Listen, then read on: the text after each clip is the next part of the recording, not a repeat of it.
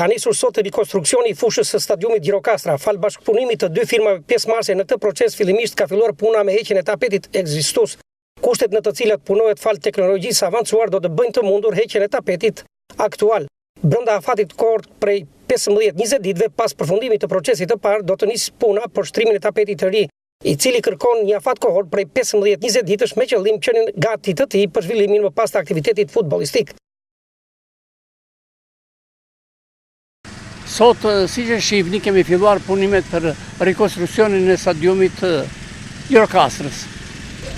Ky stadium ka shumë vjetë që është bërë dhe ka kaluar si thua edhe fazën e ripërtëritjes, e rizvendësimit. Ju bën disa vjetë, me fjalë që ashtu.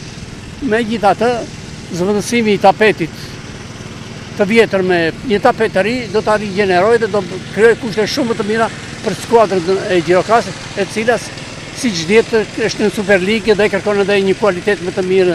Duhet pasur shumë kujdes në sistemet në vaditjes, majtjen me ujë të tapetit që vjen, plerimet të tjera që janë në disa kushte të domosdoshme që ndihmojnë për përmirësimin e cilësisë së barit të ardhur nga jashtë. Do parashikohen që të dyja, edhe infiltrimi, edhe mosçedimi, gjatë ndërtimit do të kemë parasysh që stabilizohet nëpërmjet rulimeve të forta, të fuqishme, me lagje, në mënyrë që shirat e vjeshës ku të bjenë, mos ta ulin më atë tabanin, ose të krijojnë dislivele.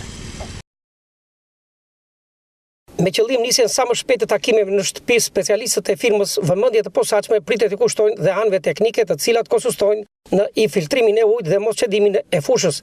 Gjithçka do të kryhet në mënyrë mekanike dhe mbi baza të plota shkencore. Për të veçuar është fakti se tapeti ekzistues nuk do të shpërdoret, por do të përdoret për ambiente zbukuruese në qytet.